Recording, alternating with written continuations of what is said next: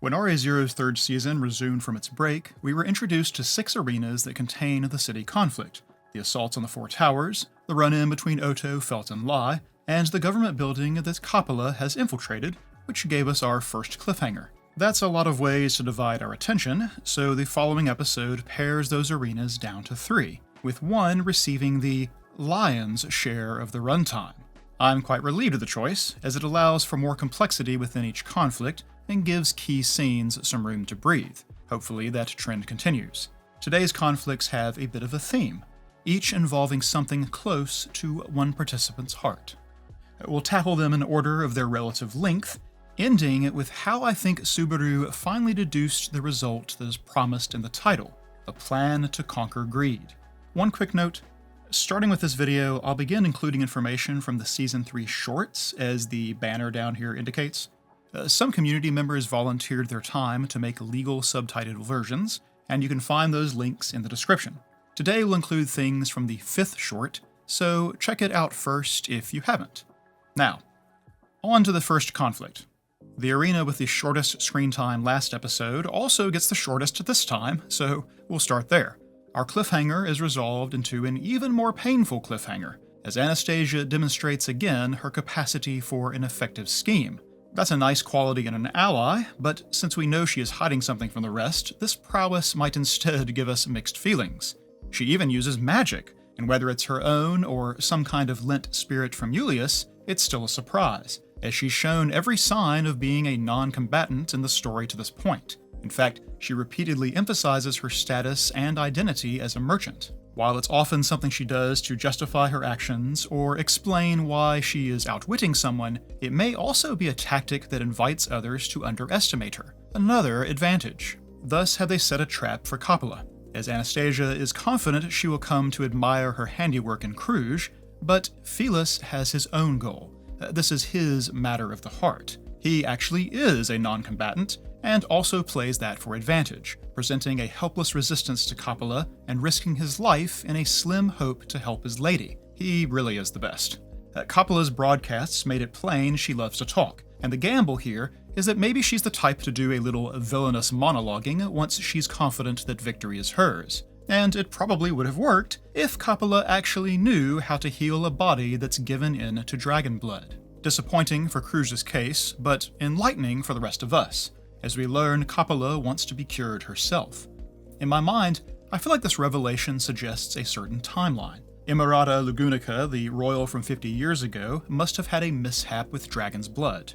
Considering her rant about appearances and love, and her statement that she wants as many as possible, for as long as possible, as deeply as possible to love her, my first thought is that she took in dragon's blood herself, hoping for eternal youth, or some other act of hubris. Instead, it turned her into an abomination, something revolting and unlovable. It's possible she was a victim instead, but Wilhelm's recollection of her personality bends me the other way. In the interim, she sought out or gladly welcomed the witch factor of lust, which is almost certainly what enables her to morph her body the way she does, seeing how it resembles Carmela's shape-shifting power. Thus, she can change herself to remain eternally cute, someone suiting her self-appointed Chan honorific, but in reality, she is hideous underneath and she knows it. That would go a long way in explaining the glee she derives from transforming others into monstrosities. Misery loves company, after all. That's a lot of conjecture, I realize, but regretting her dragon blood situation and hoping to cure it seems key to understanding her character and motivation. Perhaps some of the demands are even towards this purpose. Unfortunately for her, it doesn't seem like she'll get to collect, as Anastasia is actually skillful enough with her magic to deposit Coppola right on the trapped floor once she realizes that they'll get no information out of her. There is one curious beat in here though. Anastasia introduces herself fully, Anastasia Hoshin, and adds that she is basically the acting leader of the city. And Coppola pulls a surprised face with an accompanying, huh? I don't know which part of that she's reacting to, the name or the leading of the city, but Coppola didn't know something about Anastasia, and is now perhaps plotting her own next scheme. If she gets the chance, anyway. Waiting at the bottom of Anastasia's trap is Al, who apparently was not standing guard after all. Whether Anastasia positioned him down here, or it's his own initiative, I can't guess. She did ask to borrow Al, ostensibly for guard duty, but might have simply kept her real purpose secret. If she wanted Coppola to infiltrate, then posting guards is counterproductive to some extent. But if this was the intent, that he is effectively the spikes at the bottom of a pit trap, then Anastasia would either need to believe that he could take an archbishop solo, and Priscilla didn't exactly give him a glowing review, or he would have to convince her that he could. And I don't know if that sounds like the Al that we have seen keeping his head down. Even this basement-level arena means that whatever he does won't be seen by his allies. But this is the lesser mystery of the encounter. Al says he isn't interested in showing Coppola any mercy, but once his sword is drawn, what he actually tells her is to get out of here before he dies. With a line like that, I naturally asked for some translation help, and indeed it is accurate. Perhaps could change to go home or get back instead of get out, but the sentiment is the same. In isolation, that sounds more like he's pleading for his life. I'll die if you stay, so please leave. But with him initiating the encounter, drawing sword, and hurling insults, we must instead believe it's a threat. For starters, it appears that he means to drive her off rather than kill her. Another detail that makes me wonder if being down here was his own ruse. Or perhaps he said he'd kill her but means to get her to flee and will just pretend that she got away. Al wanted nothing to do with taking on the witch's cult directly, and we don't know why, but now we have him talking about his death as if it were a threat to Coppola rather than himself. Does Al have some kind of death-triggered ability, like Subaru? Now, here is the information from the Season 3 shorts that I warned you about in the intro, and you can still check out the links below before you continue. Okay? Now then, if Al has some power that becomes active on his death, should we conclude that this is something common to all isekai victims? Or maybe that one has to be from another world to use that kind of ability? It would be a sample size of 2, I realize, but still pretty compelling. Perhaps instead, there are circumstances that will trigger if he dies, like how Puck would destroy the world if Emilia died. And I guess the wildest thing I can think of is that Al is actually Subaru from the future, and is carefully massaging his original run through the world towards a slightly different destination. Maybe Priscilla's impression that the world always works out in her favor is due to having a little pocket return by death of her own, redoing her trajectory towards some purpose. The 5th of the shorts has its own curious bit, when Al reveals that he knows the Byakko nickname, something that shouldn't be possible. And when told that only Subaru can call her that, he rather conspicuously muses that he knows that. All too well. As if the man wasn't suspicious enough from just the main series. I don't really think there's enough here to leap to an Al equals Subaru theory, but the only other thing I could point to supporting such a wild claim is something I will return to near the end. One last thing about Coppola before leaving her. When she transforms into Kruge, intending to torment Phyllis, she looks like this. Kruge's correct hair and eyes, correctly placed bandage, but none of the effects of the dragon blood. We saw that although Subaru took some of the blood from her, restoring her face, he didn't take it all, and her arms and neck still bear faint evidence of her infected state. This means Coppola's mimicry is imperfect, for if she were truly copying a Kruge the person rather than what she sees, those blemishes would be visible. But she's not copying what she sees either, for while she's wearing the same gown that Kruge was, she never saw her in it. Anastasia the decoy is wearing her own outfit under those covers, and though it's faint, Anastasia has painted little corruption lines on her face to sell the illusion, and Coppola doesn't have those either. We might think it's a continuity error. The production overlooked Coppola never seeing the nightgown, and they want her copy to look the way that the audience expects. But this is actually the second example. When Coppola copied Emilia, she got her face and hair and voice right, and the general color and cut of her outfit, but it was absent the fine details, like the flower in her hair, the coloration and frill on the front of her dress, or Raza's coat of arms on her sleeves. Once we might think animation mistake, but twice? Perhaps then this is a tell, that being a witch factor rather than the ability wielded by the original witch means it's imperfect, and some part of her disguise will be off. Carmela didn't even know who she transformed to look like, so perhaps Coppola has a similar lack of control and can't correct any discrepancies. Or maybe it's an error, but the series is usually pretty careful with details, especially those around character design. Now let's go visit Priscilla and Liliana confronting Sirius, which was billed as the most straightforward of the conflicts. Liliana counters the Authority, and Priscilla is confident that she's enough for Sirius in single combat. And she may be right, but this ends up being as much of an ideological conflict as a martial one, and for that she is less prepared. One thing that came up when Sirius was introduced is that her authority does not affect everyone at the same rate. She helpfully gave 30 seconds for how long our first example took, but in a later loop, when Rachans fired the flare and everyone's attention was already skyward, she got control even faster, helpfully supplying the 21-second figure for comparison. Now, with Liliana and Priscilla, another difference. Liliana is immediately interested in engaging with Sirius, and the ideals that Sirius espouses are ones that Liliana also believes in, such as understanding one another and love. She's a bard and has a passive telepathic ability of her own. Connecting to others is both her personality and her trade, so it's little wonder that she falls under the Authority's sway in little time. Priscilla, though, is completely untouched and remains silent. While we have seen her show some capacity for admiration this season towards Liliana and towards Subaru's speech, she rather generally treats even her own people roughly, enjoys stirring up mischief, delights in challenging people to watch their response, and thinks nothing of snuffing out a life if she perceives them as talking back.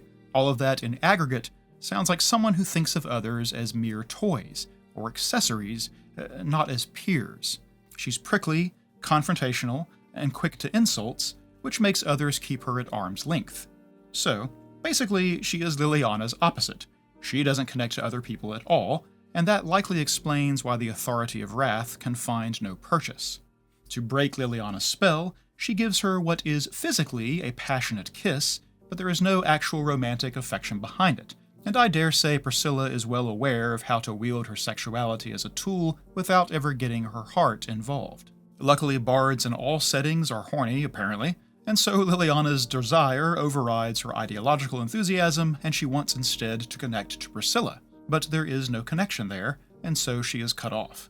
A few moments afterwards, she's even shaking, feeling bereft after that feeling of closeness fled.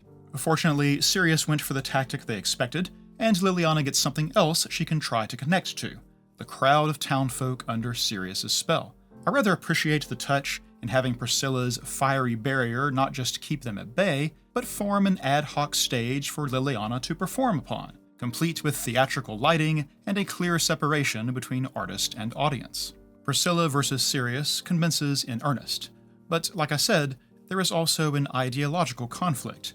In fact, the fiery barrier was the first counter. Sirius described the crowd as breathing as one, none disrupting the harmony. Is this not proof of true love?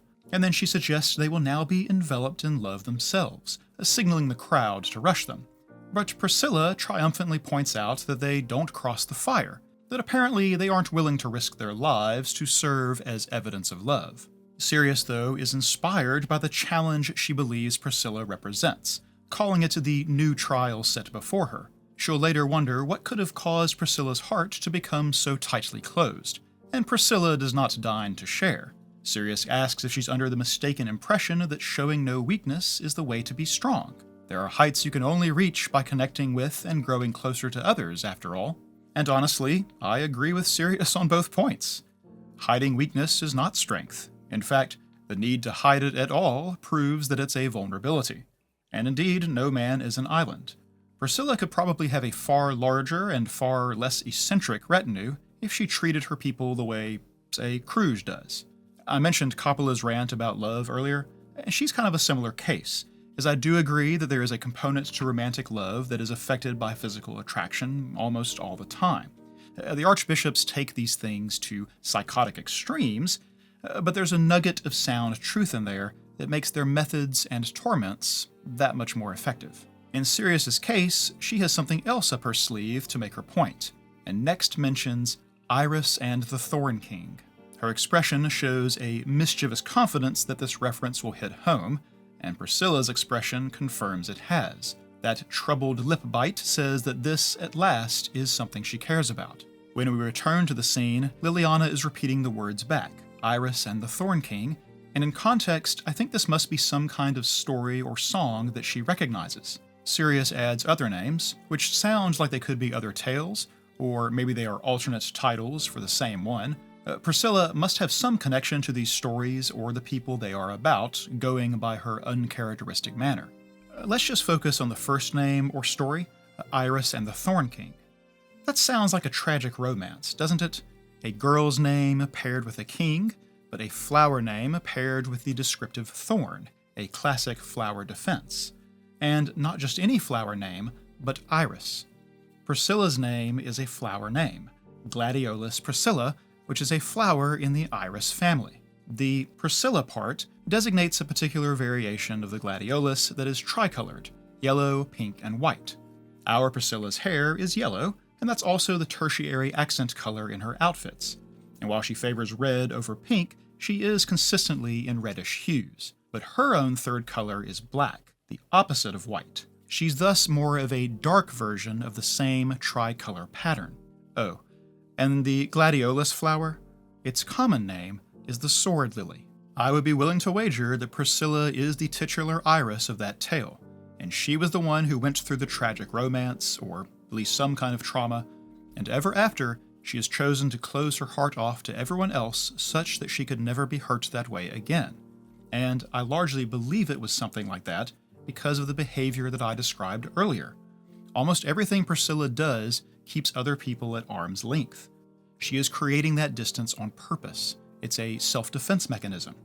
But to revisit what Sirius said, hiding her weakness has not become strength, because it means she chose to armor her heart rather than heal it, and so that vulnerability remains, a weak spot. Sirius touches it, the wound is still raw, and so the previously matched conflict turns against Priscilla instead. Finally, our last arena is also about finding a weakness, and also involves hearts, though in a rather different way. This conflict is the one on the move, as Reinhard batters Regulus around the city and away from his wives, while Subaru keeps thinking of possible methods to crack the invincibility. It's also got quite a bit of spectacle, starting with the first plan, in which Emilia casts an absolutely enormous spell in an attempt to encase Regulus in ice. It seems Subaru isn't the only person who spent the last year training. Like, how many people in the world can wield magic of that scale anyway? Though the original plan was for Subaru to suggest things for Reinhard to try, Emilia turns out to be a rather enthusiastic participant in the search for Regulus's weakness.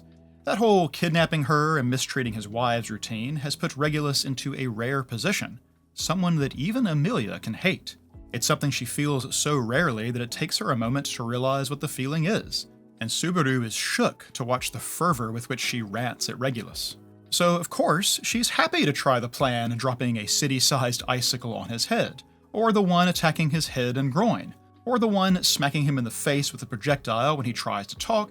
Okay, that actually wasn't a plan at all, she just wanted to smack him. She has a lot of pent-up aggression towards Regulus, and is making up for lost time. And the episode itself seems like it's making up for Emilia's lost time, letting her take center stage and cut loose after she spent most of the season sidelined. I've been waiting for those inclined canals to become icy ramps since the season started, though I actually expected to see a return of snowboarding Emilia. Ice skates are the better choice though, and luckily Subaru skated in his youth if the nickname he volunteers is anything to go by, which keeps him from being dead weight in this fight. Though I'm not sure Emilia appreciates him playing the role of hype man instead. You know what? Let's take a moment and talk about Emilia and Subaru's dynamic in this episode. At the beginning of the season, Subaru tried to keep her from learning about Sirius, still paranoid about the witch cult's interest in her. Emilia was adamant instead that when he fights, she fights, and so he relents. But her involvement leads to the kidnapping, precisely the kind of outcome that he feared. Subaru since then has had too many other crises take priority over the one thing he really wanted, to come to her rescue. But now that he has, he doesn't try to insist that she stay out of the conflict, remaining with the wives, or joining the others at the government building. When she says they have to fight too, he agrees, and promptly incorporates her into the plan, which even means attacking Regulus from a dangerously close distance. And though there is very little he can do in terms of combat, I don't get any sense that he feels upstaged by her. He's not emasculated by Emilia in the role of dashing hero, while he's the one pulled along by hand. Instead, he seems to find it something to crow about. And while I mentioned last episode that it's plain the two of them have grown more confident in their relationship during the time skip, this episode demonstrates that they're also far more in sync.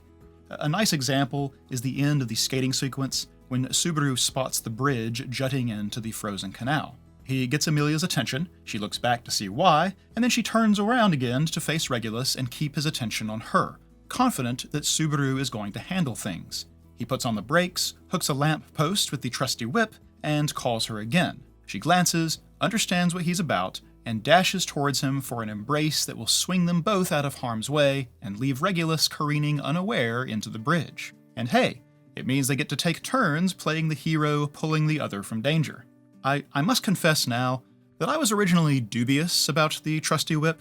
It makes its appearance in like the first 30 seconds of the whole season, and it struck me as a kind of chuny indulgence, a weapon he's decided to wield because it appeals to his aesthetic, rather than getting proper instruction in something practical like sword or spear.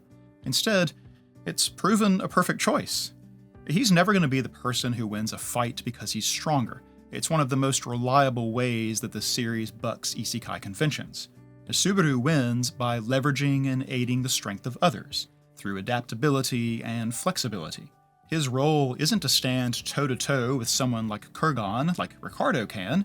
It's to hook Kurgan's ankle and throw him off balance to aid Ricardo. His role is to guide Betty's flight magic to a safe landing, or to secure an unconscious Kruge to an escape dragon, or to pull 184 out of the way of Reinhardt's attack. Subaru's weapon is basically a metaphor for himself, and it's made an appearance in almost every episode of Season 3. But this is probably the coolest he's ever looked using it, swinging his heroine to safety. Unfortunately, style points don't get them closer to a solution, and so in an act that gives even further emphasis to the Emilia-Subaru team-up, he asks her for any hint she can think of. While questions about her virginity just give him more reasons to hate the guy, Emilia also mentions giving the wives numbers instead of names, and the little exchange about the word Regulus and its meaning of Little King. This prompts Subaru to remember that Regulus is the name of a star, and once he makes that connection, he realizes all these other archbishop names he's heard are also names of stars. File that away for later. Right now, Regulus is the star in his sights, and while its Latin name means Little King, he remembers it has another name as well. Subaru doesn't spell this out for us, but the star's Arabic name means Heart of the Lion, which is Latinized as Cor Leonis, and Leonis is the name used in the Bea designation for all the stars in the Leo constellation. Much later, he'll name Regulus's authority Lionheart when he explains what it does, and this is where the term is coming from. From that Lionheart second name, then, Subaru appears to make several leaps, and boy do we spend a lot of time trying to follow his line of thought. He'll first ask Emilia if Regulus's hand felt warm or cold, and when she indicates it felt like nothing, he'll ask Reinhardt to find out if his heart is beating. Upon learning that it's not, Subaru appears to both figure out Regulus's power and has a thought on how to counter it. Also, Reinhardt is on his way to join the stars, so Subaru better hope that he's guessed correctly. Fortunately, Regulus's look of dismay suggests that he has. Okay, so we had a time trying to parse what happened here. Somehow the term Lionheart leads to realizing Regulus can stop time for his body, while also providing a clue for a counter, as that's almost certainly what Subaru was whispering to Emilia about. We didn't hear that plan, which means it will probably go to plan, and her ineffective attack on Regulus, combined with Subaru getting to high ground to taunt him, was just so she could slip away and set about putting it in motion. There's not really a lot of options for where Emilia might be headed, so I'd wager it's back to the wives, which means something about the wives is related to Regulus's invincibility, and somehow this epiphany must also have come from Regulus's star's alternate name. Basically, Subaru has some kind of word association that led him to these conclusions with the help of the questions posed to Emilia and Reinhardt. But what is that association? What are the missing steps? We looked up mythological references. Maybe he was thinking of the Nemean lion, whose skin was supposed to be invulnerable, and that beast was a child of the figure that our witch Echidona is named after. So maybe that's similar to Regulus being sort of her child by holding her witch factor. Or how about historical ones? Richard the Lionheart supposedly reached into a lion's mouth to rip out its heart, if we assume a Japanese teenager would be well read on English kings. Before they joined the world in calling the star Regulus, the Japanese name also meant lion star, but that just points at lions in general. And I don't think the kings of the savannah have time-stopping powers, in reality or legend. Since Subaru first likens the ability to pausing a video game, I looked into game references. Perhaps Lionheart made him think of the weapon in Final Fantasy VIII, a game with lots of time-related events and abilities. Or maybe it's a manga reference that I don't understand, and so off to the search engines we go, but to no avail. Whatever he thought of has to relate both to stopping time and the wives somehow, and we couldn't make Lionheart get there. And Subaru isn't characterized as someone who makes Sherlock-esque deductions from a bunch of unrelated details. But in our second stream, part of the discussion was around simply the heart part, because that seemed related to the first question. Did Regulus's hands feel warm or cold? After sleeping on it, I wondered if he instead got there from thinking of the wives first. I don't know if he did, but that perspective gave me something like an answer. There's a few scenes that draw attention to Subaru observing how Regulus treats his wives. The initial threat to kill them has Subaru remarking that their indifference goes way beyond having nerves of steel. When they refuse to leave the church because their husband did not give permission, he is shocked to see them so cowed, and in fact so moved that he later tries to give them a speech, urging them to think about a change, about a different future. Emilia's passionate rant against Regulus that has Subaru look on in surprise concerns how he mistreats these women, to say nothing of learning that he calls them all by numbers instead of names. Basically, if Subaru was thinking of Regulus's behavior towards his wives, he might describe him as heartless. When the Lionheart name occurs to him then, he starts thinking something to do with Regulus's actual heart. Perhaps he's heartless in a literal sense, and this is what prompts his question.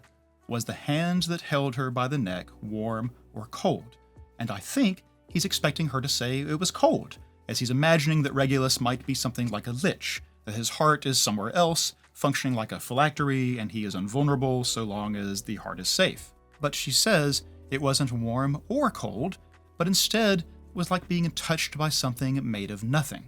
And that causes him to pivot to a different solution. The question to Reinhard about whether his heart is beating is just to confirm something that he has already deduced, that Regulus's body is in an unchanging state. For Regulus's hand to feel like nothing, no sensation of temperature or texture, it means there is no interaction between the molecules that make up his hand and the ones that make up Emilia's neck. Let's just stick to temperature.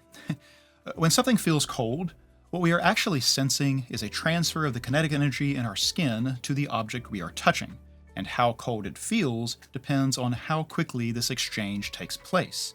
We lose energy, and the touched object gains it.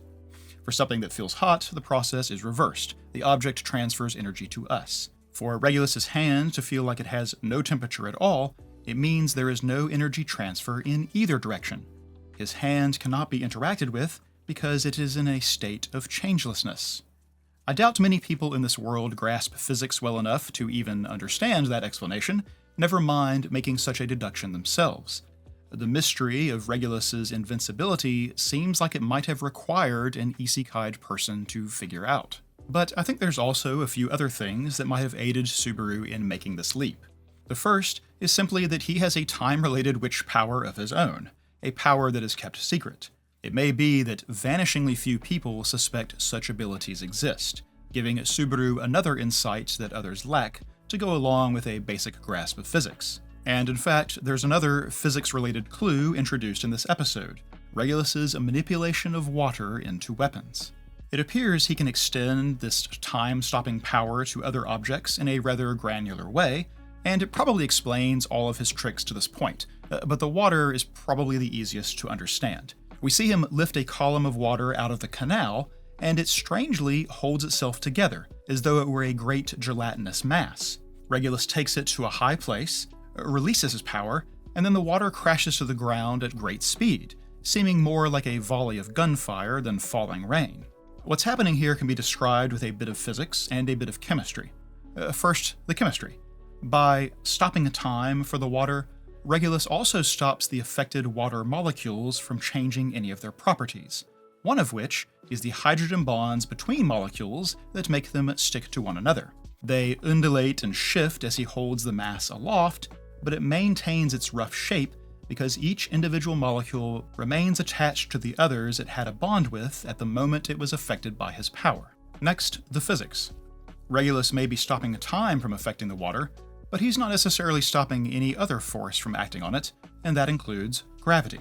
The pull of gravity is one of acceleration, 9.8 meters per second per second. Every second gravity acts upon a falling object increases its speed by 9.8 meters. From the time we first hear him lift the water from the canal to the moment he releases it is 32 seconds, which theoretically means gravity has accelerated those water molecules to 313 meters per second, which is approaching the speed of sound. It won't actually achieve that because of air resistance, but the point is that preventing the water from changing state allowed the force of gravity to build up on the water instead of pulling it to the ground. When the water is unstopped from time, all that force acts at once.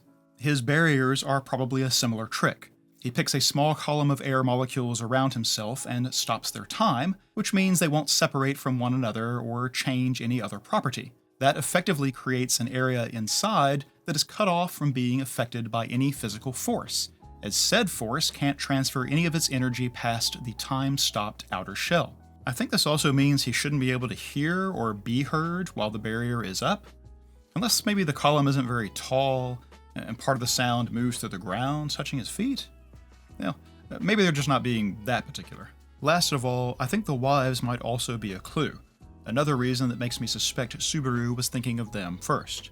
Regulus demands absolute obedience from them, of course, but there are other particularities, such as erasing their names for numbers instead, choosing only virgins, dressing them in identical fashion, and, oddest of all, insisting they never change expression. No smiling, no crying, no anger, no joy. He says it's because he hates having cute girls turn ugly when they laugh, but what he effectively wants is for his wives to be changeless just like he is.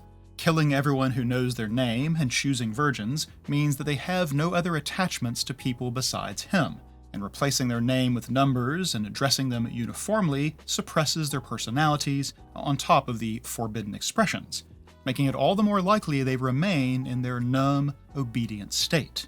When talking about these proclivities earlier in the season, it struck me to say that he was more collecting dolls than wives, putting them on the shelf to remain in mint condition. But now, this seems less like an idiosyncrasy and more like a necessity.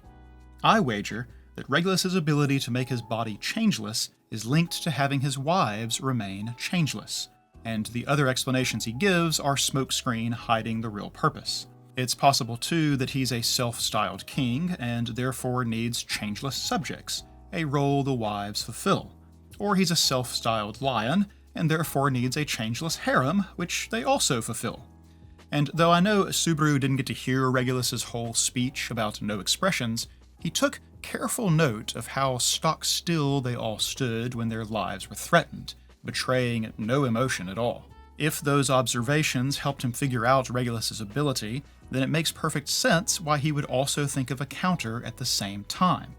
You have to convince the wives to change, and I expect that Emilia is on her way to do just that. This would serve as a great payoff for the bond that she has created with 184, which is all the more reason to believe that this is the play. Whew. Maybe that's not all right, but at least now I feel Subaru's deductions are plausible from the elements in the story and outside knowledge so we can believe that he possesses. Even his knowledge of star names is something that was set up long ago, in the OVA Memory Snow, where he tells Betty that every star shining in the sky has its own name and story. He starts pointing out and naming stars and constellations, but it turns into a joke instead when the North Star points south and she doesn't know what an M is to understand the shape that he's describing. But his interest in stars makes sense. His name is a star name too, what the Japanese call the Pleiades cluster. It's easy to imagine him taking an interest in astronomy when so named. Which is why this episode changes everything. An in-universe character has noticed the star name pattern of the archbishops. Now it's no longer just an Easter egg for the audience, or a neat way to guess things like a third gluttony, or a way to add some thematic elements to the story. Their star names as star names are diegetic, and the person who noticed has knowledge in that area. What's more, these are Earth names of stars. The people of this world don't know the cultural or mythological references that they invoke. They're giant clues right out in the open, but only isekai people would realize that, or have any chance of determining what, if anything, they mean. And once I had that thought, it struck me that the people summoned to the past of this world might have distributed these names on purpose, signposts for future summoned folk, though the why of it is hard to guess. After all, the witches also have names that seem pulled from a grab bag of Earth references. Are they also imports? Also some kind of clue? Not to the reader, but to people like Subaru. Now we come back to something I mentioned earlier. The other possible clue pointing towards Al as Subaru from the future. And to reiterate, I don't actually believe this is the case, but Al does seem connected to him in some way. His full name, Aldebaran, denotes a star, and the word means the follower, so named because it appears to follow the Subaru cluster of stars.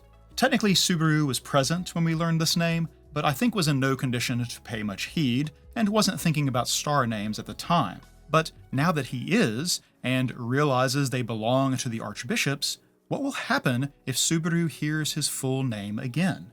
Suspect him of being a secret archbishop? Or of having some scheme that targets himself? If nothing else, he'll realize that Aldebaran is not any sort of name he received in Japan, and so there must be some other name hidden behind it.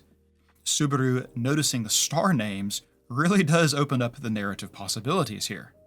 One final thought about the parallels inherent in this conflict. We end with powerless Subaru having called out the powerful Regulus. Emilia is somewhere else, probably headed to the church, and Reinhard is also somewhere else, possibly destined to crash land on a different part of the city and join a different fight. Subaru then seems like he might be rather cooked, but even if this ends up as his first death since the season's second episode, he obtained the necessary information first. In a sense, he's already won. It was observed in our discussions that this entire series of plans against Regulus was a mirror to the trial and error method of return by death. It's just a version where the death part isn't required because Reinhard is a tough nut to crack. But the cycle of trying something they thought might work, realizing they were wrong, and shifting to try something else matches a lot of how Subaru navigated large parts of the story. Those repeated failures forced him to reassess, to confront his weaknesses, to take a frank look at his insecurities, and ultimately forced him to grow. He learned how to throw out what he thought he knew, what he thought he was, and so gained a great deal of adaptability in how he approaches any new crisis, like this one. Little wonder he worked out an answer while under the gun, considering all the painful practice that has come before, all those trials that turned him into something new. He changed, and he changed because he was so weak that he repeatedly failed. Regulus, on the other hand, is changeless. He is so strong and so unbeatable that he has never had to face failure, reassess, consider his weaknesses or insecurities. He has never had to grow, and so he hasn't. I said in the last video that he was a weakling, unable to handle even the slightest rudeness or reprimand, and his power is why. He never fails, and so he has never learned how to handle failure. Regulus is like the protagonist of the more wish fulfillment kind of isekai anime, where the once loser in our world is so powerful in the new one that there is never any need to work on the loser inside, and so they don't. Subaru seems purposely crafted as an answer to that archetype, and so we may consider Regulus as his opposite, in a sense. Having them face one another down alone on the battlefield feels rather appropriate in that light. And though Regulus in theory can cut him down with a flick of his wrist, we might still consider Subaru and his long experience with failure to be the stronger of the two. Of course, we might not come back to the standoff for an episode or two, but for the moment, this particular conflict is looking promising for Team Good Guys. See you next week.